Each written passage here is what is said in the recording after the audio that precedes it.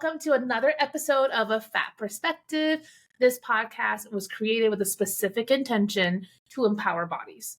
And it's coming from a fat person's perspective because guess what? I'm fat. Voluptuous. Woohoo! And with me today, I have Vilis.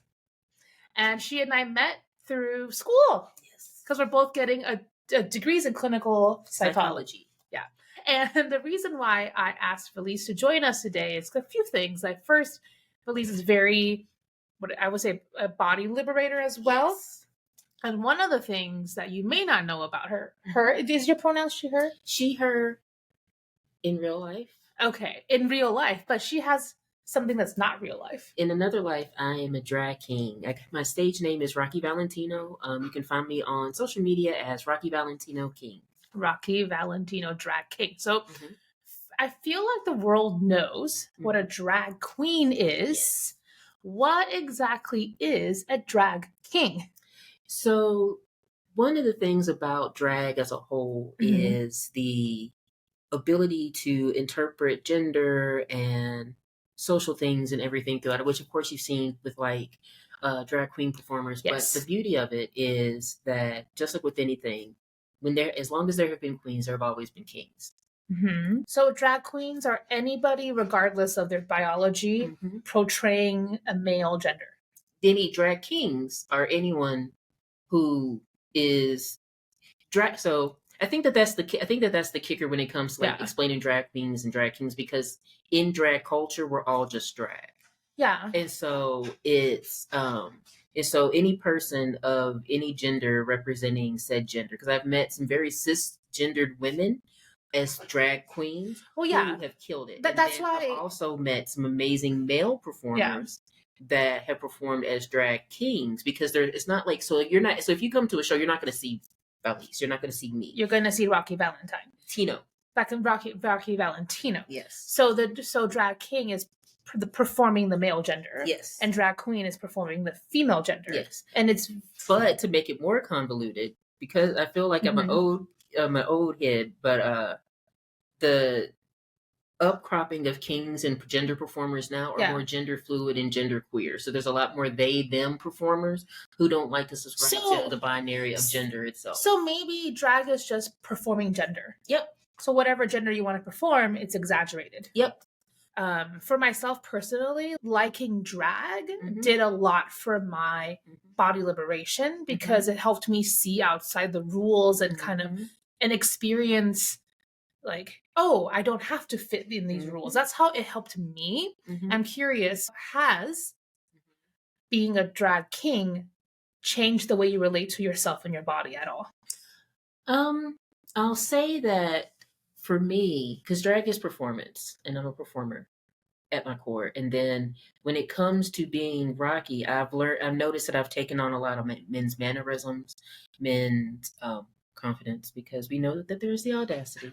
And so those kinds of things. But it also allowed me to figure out, like, because when I do perform, it's a lot of like padding and things. So I'm making the body that I want to be presented, which we're all trying to make our bodies. So, because like, fat, skinny, whatever. We're all trying to like make our bodies, but it's like I'm literally making my body that I want to like present to the world.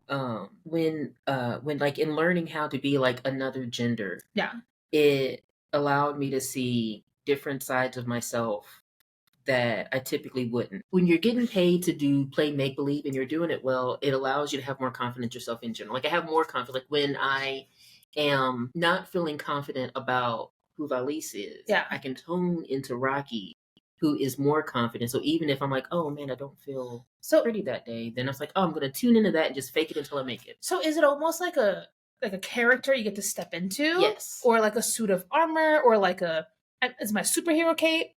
The first two. Like I feel I have dressed up as Superman though, and that was pretty cool. Okay. But it's very much like it's putting on the mask, it's putting on the makeup, it's putting on the appearance of this is what I see masculinity as, and what it goes through, just the same way. And he still is a character. Like, but I hear what you're saying. It's almost like I don't have confidence, but Rocky does. So I'm Rocky now. Yes. Yes. Okay. Yes. And that's helped me, in other ways too, because you have to be confident to be, we have to be confident to do this. So, Well, you don't have to be confident. You don't have to be anything. But, yeah. I'm really fascinated by when you said like Rocky's a gentleman. I'm hearing gender norms that are rubbing me the wrong way. Like, how do you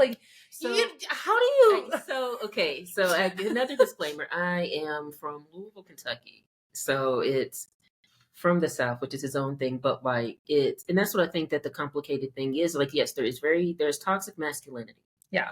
And all the things that go with it. And so it's like, if I open a door, I'm opening a door, not because you're unable to open a door, but because that is the polite thing to do for the next person coming after. Like, it's just like being in the South. The South is a lot of toxic stuff, but it also is, hey, how you doing? Good afternoon. Do you know what I mean? I see what you're saying. There's we could look at it from different lenses. It's endearing. It's part of the culture, like the local culture, and it's restrictive gender norms.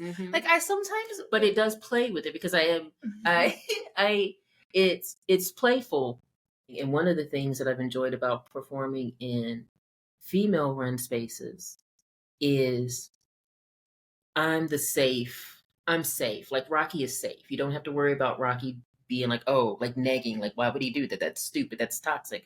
Or him like doing whatever, because I'm a safe, like, since I myself am a cisgendered woman. Yeah.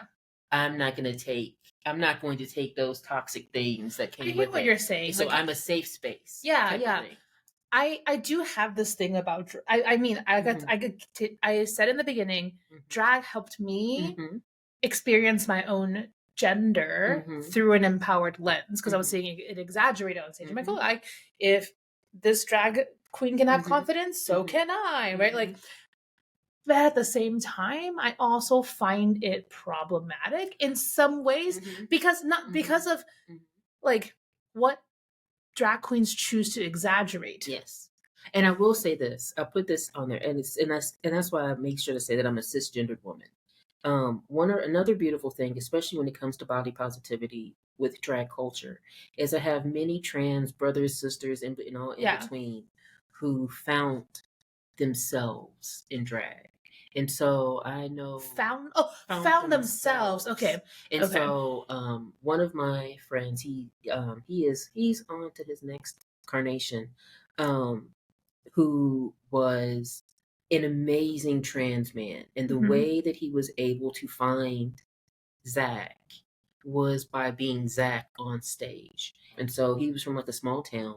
And so for him, the way that he got to be his actual self and get in tune with his body is through performing. And so you'll see like more trans performers because again, like as you're making your character, you have to get to know yourself. Like, you have to know your face, you have to know whatever. So it makes you do internal work regardless. So by developing the character, you are, in a sense, developing yourself. As you exaggerate something, you're like, okay, that might be Rocky, but that's not Vilis. Like that. So by doing that, you're finding more access to your authenticity. Yes.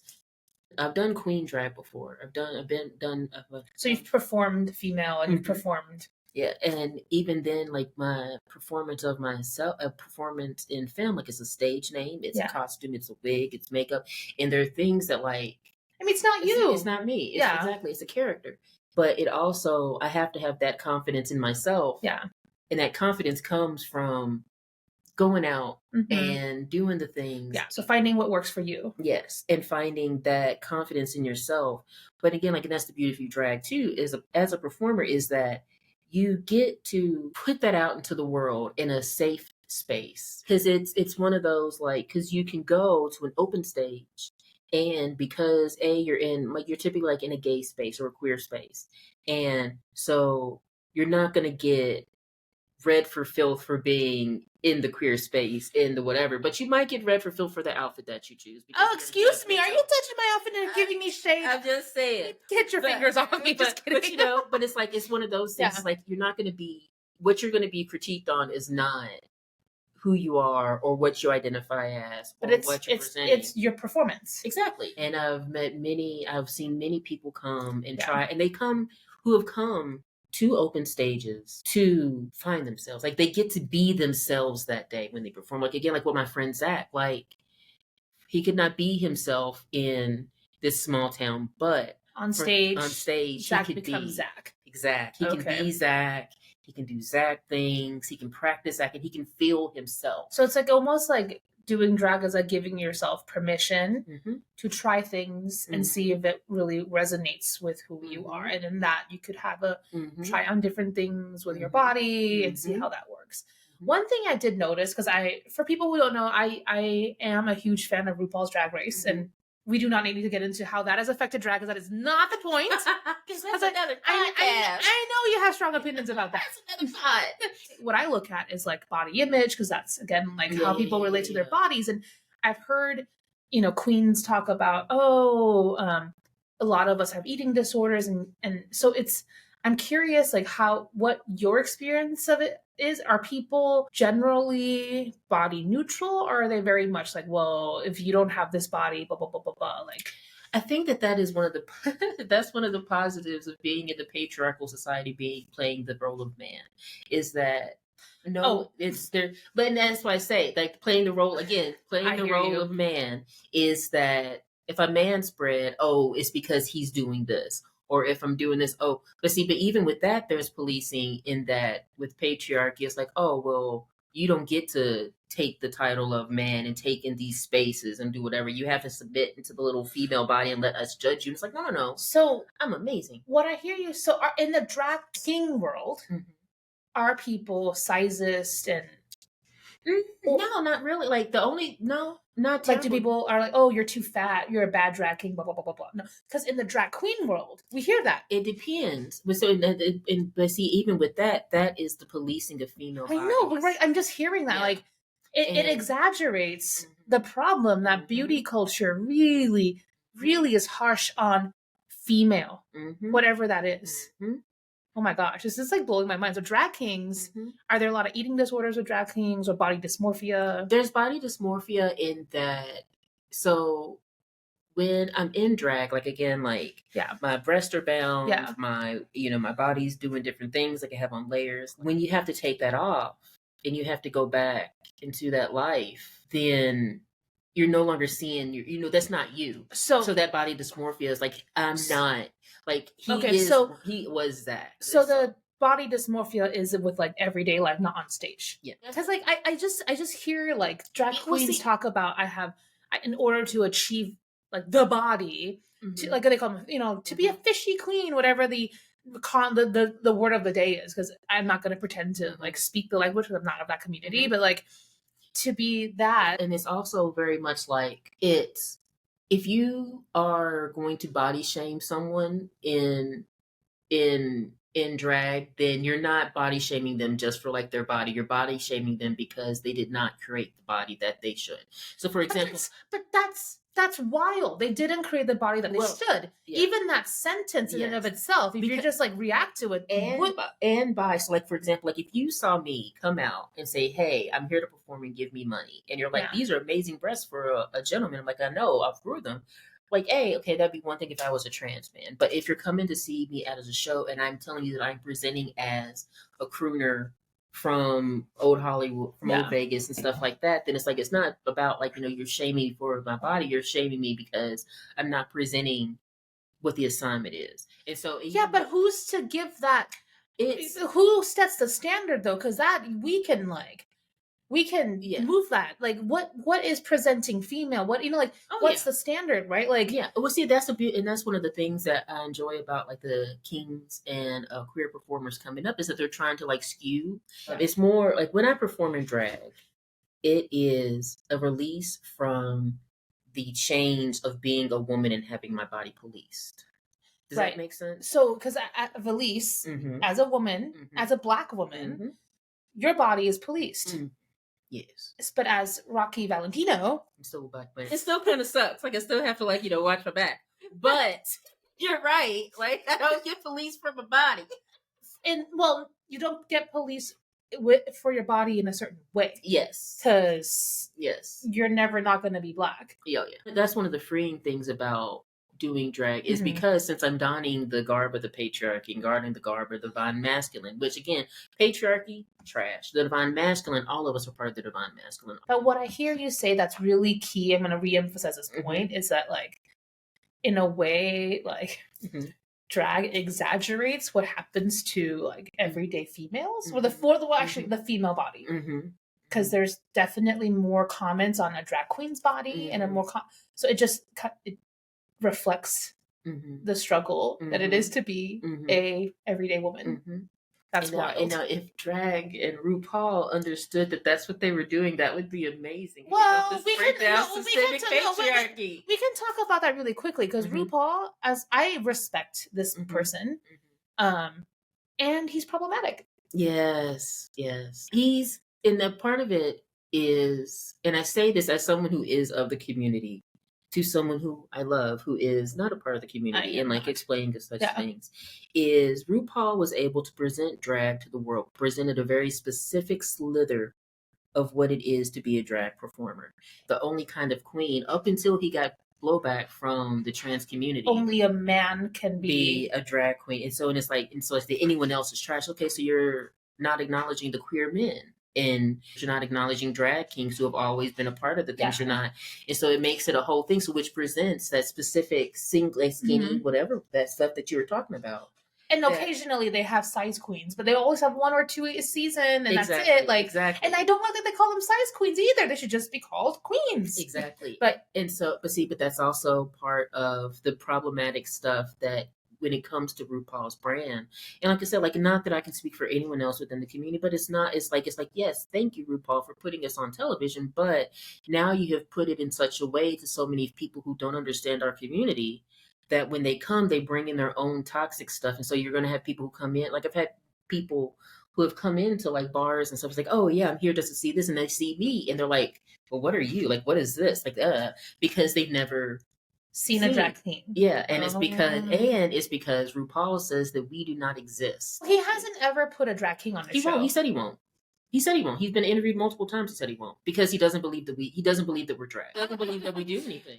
But then it should be called RuPaul's Drag Queen Race, not RuPaul's Drag Race. Then let's rebrand that. Look, RuPaul's cisgendered drag queen race, because I know some amazing drag queen performers. He used to say he wouldn't allow trans women, and then all of his girls started coming out as trans after, like, and Peppermint, because they had to, but that was also a thing. And what got blowback was that the trans community was like, yo, we already have a lot, and so for even you within our own spaces to not acknowledge us makes it harder for that. And then like when his girls were coming out and doing that kind of thing, he had said, he's like, oh, they're not gonna come back. They can't come back, until he started booking them back because there was such blowback about these performances. Because it's like, again, because he hasn't moved on from back in the day. But see, here's the thing: he's a club kid. He's a club kid from the 1970s in New York City, where everything that we know about gender and body and all that other stuff, the New York club kids, they push boundaries, in such beautiful ways and everything. So it's like, it's hard to give him a pass for that, because it's like, you know better. Is he a fake club kid then? I don't know. I'm not that person. I don't have that level of money or anything. I don't know either. I don't know him. I wouldn't know what to say. And so this is another thing that gets lost when it comes specifically if you're only going by Drag Race, because Drag Race only presents a specific image, a specific body. Just again, like the reason why the world is making your amazing self have to put out a podcast is because it can't see beyond your amazing self. It wants to look at your body, and so it's like, okay, cool. So you have to present like the skinny image, which also needs to be dismantled. Well, that's basically the way the world works. Of course we can. I mean, we are doing a conversation at a time, but like, it's hard to start to see value outside of like those things, because like, let's be real here, skinny privilege is a real thing. Oh yeah, and I guess too, and like pretty privilege is a real thing. Oh, yeah. And I guess, and this is not me as a king, but me as a Black woman, like, my body has never been what has ever fit the norm.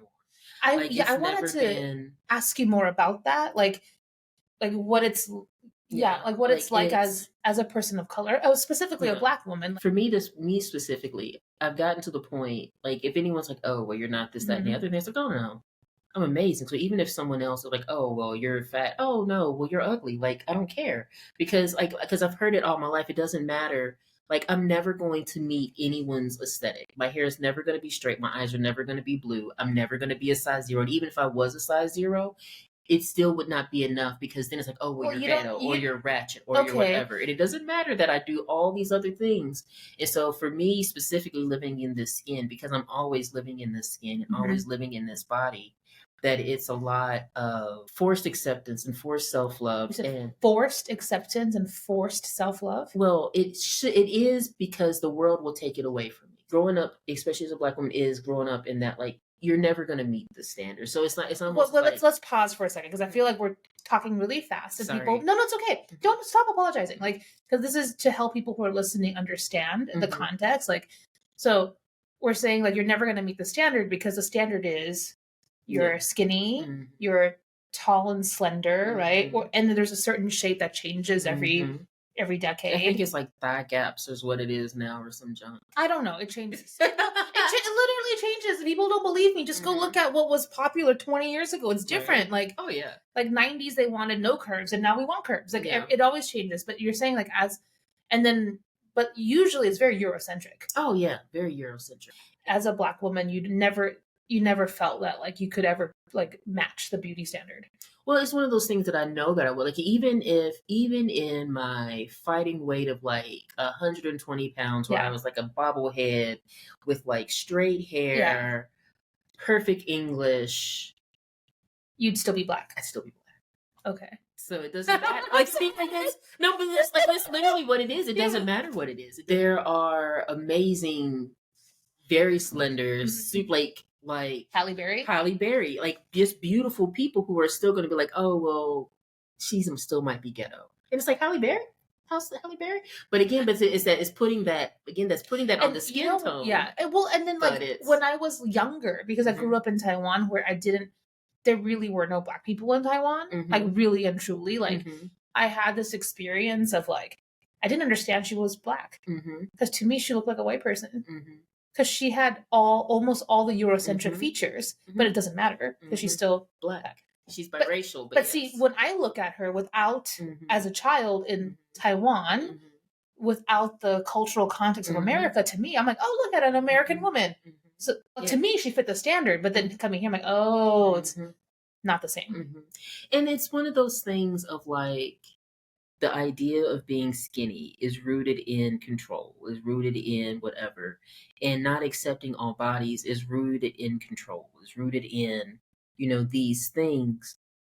Then you're like, oh, what do you mean I can just exist? Well, what you said, like, is like control, right? Like, and I feel like there's also, like, othering too. It's not just control, because it's like, I feel like and then again, this is me talking about research that I don't have the resources for. So disclaimer to people listening, please go look this up. Please do. I read somewhere where, like, the Europeans used to like curvier women, and then the slave trade happened, and all of a sudden they're like, whoa. Yep. We need to get away from this body. And that's when the aesthetic started to shift towards skinny your ideals, because Black bodies tended to be curvier.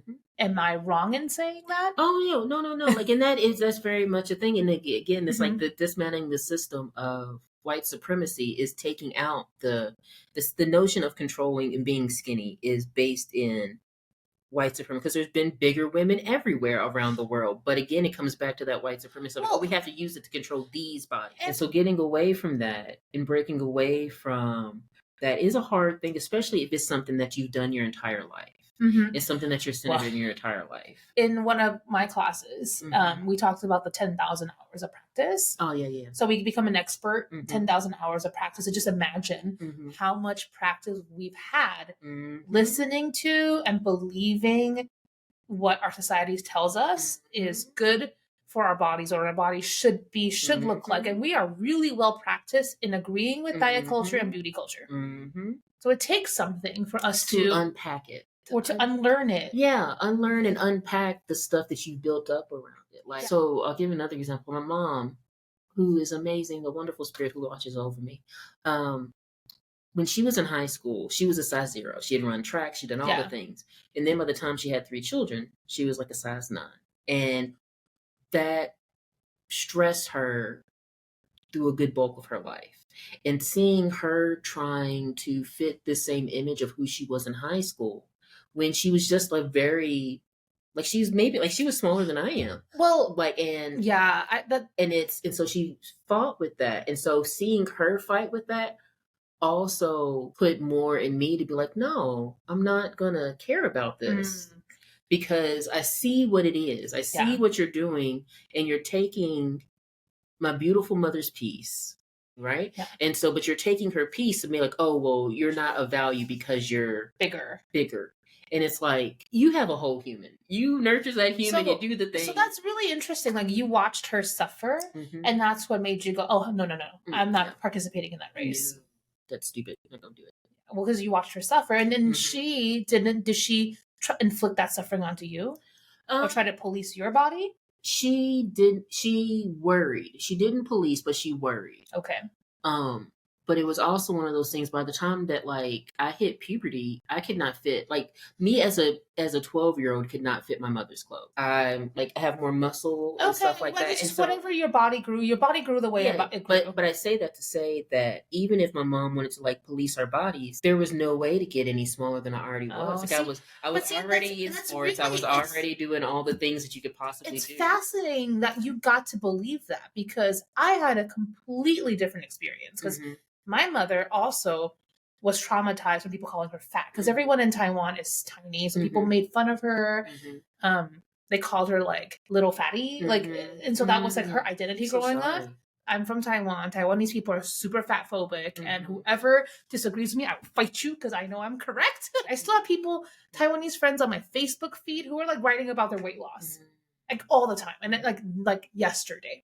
Like, oh, I lost 5 kilos. Everyone's like, oh, you're so pretty. Like, that's fat phobia. But anyway, that's off the point. Yes. But my mother, like, was traumatized like your mother. And she spent her whole life trying to lose weight and beating herself up, saying, like, I can't wear this unless I lose 5 kilograms, yada, yada, yada, yada, all this stuff.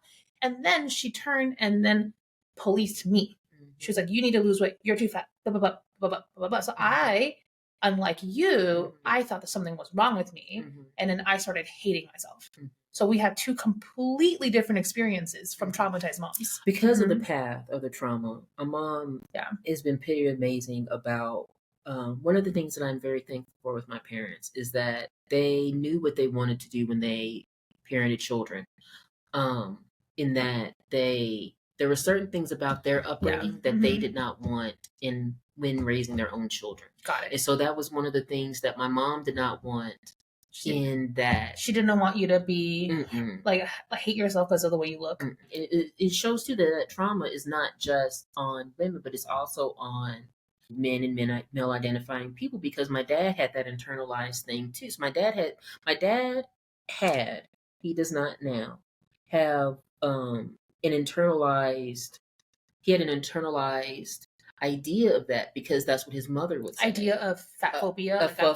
Of like, you have to be this, you have to be skinny. I mean, and so, you know what affects men because of who men choose to date. We know this. Oh, yeah. And it's like, but see, it also affected him in the way of, he as a man thought that he needed to lose weight. Yeah. And so he as a man, so he would go, and even though like, my mom would be like, no, you can't. Like, we try to like keep us away from it. But like, he would also go on like binge diets and go on these different things because he wasn't fitting the aesthetic of the skinny man, the muscular buck dude. And it's like, dude, you too have had 3 children and you've been out of. Oh, but he did not have 3 children. You know his body did not have to go. Do not equate that. His body did not have to go through changes. You are correct. But you have raised, you co-parented and have raised 3 kids. And so dad bod is absolutely a thing. And it is valid. But see, even the dad bod, the whole thing upsets me because it's cute if you have a dad bod. But it's not cute if a woman doesn't bounce back after. Oh yeah, and I don't like that. Oh yeah, and that's on patriarchy. Like, basically, but that's the thing about it. But there's no term mom bod because it is the same. Yeah, but like women's bodies are the ones that actually go through the change, and it's like, and I think it's wild that your mom thought she could return because, like, your body changes. It's not a static thing. I'll speak to another thing when it comes to like Black bodies and policing stuff. My ex-wife is a taller, thicker, voluptuous young lady. And I had people who were like, "Oh, you're gonna marry her? Have you seen how big she is?" And I'm like, "What?" So people were upset you were marrying a bigger person. Yeah, and it was like, yeah.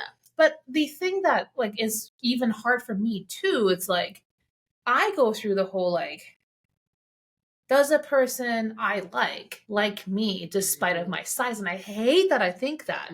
And it's like I said, we've had thousands of hours of practicing this and believing it. So it's like whenever we hear those things, you're like, okay, just because I think it doesn't make it's true. And just because they think it doesn't mean it's true, and it can still sting. But like listening to her journey, and it just blows my mind. And it may, and like, cause I'm a very protective person, so I'm going to protect, so you'll protect people if their body comes under it. It should be more common that we're calling out these things, because these things are toxic. These things are not good. We should call out when people are policing people for, or shaming people for their bodies, for their race, for their gender. Like we need to cut all that stuff out. So if someone's like, "Oh, well, you're fat," she's like, "No, I'm amazing." Like that's that, because and I feel like that's where. Well, I mean, if fat is used in a non-neutral way. No, but you know what I know. I'm just saying it's not pretty hot and tempting. We're talking about the FAT. I would like to elevate that response to someone calls you fat. Like, yes, and there's nothing wrong with that. Versus like, yes, I'm amazing. Like, because then that's saying like, I can't be fat and amazing at the same time. Like, of course, it's an and conversation. Like, no, I'm not. You are absolutely. So it's like we can elevate that even more, because fat is not a bad word. It's literally a descriptive. Yeah. Like, it's not like, but we use it as an insult. Yeah, and you're right. And thank you for. Honestly, thank you. Like, for real, like, thank you for bringing that to my attention, because I didn't think of it that way, and I'm happy that. It's like, no, I'm not fat. I'm amazing, but you can be fat and amazing. Thank you very much. Yeah. No, like literally, like, she's over here dropping truth bombs, and I appreciate it. She's opening my mind. So as we wrap up our conversation today, I'm curious, like, there's like one thing you want people to like think about their bodies or selves or gender. If you were to leave one Vilis or Rocky Valentino bomb, what would it be? You are the skin that you're in. You are whatever that is, and the road to accepting yourself and loving yourself has to start from in here. It doesn't start with anyone else's projections or anyone else's whatever they put on you. When you love yourself, the sexiest thing about a person is confidence. And if you're confident in your body and you're confident with how you feel within who you are, then that's going to radiate around the world. So love you and love this person, and then the rest will follow. Yes. Well, thank you so much for spending time with us. I'll put her information in the show notes, so go give her a follow. And thank you for joining us today. Thank you. Bye.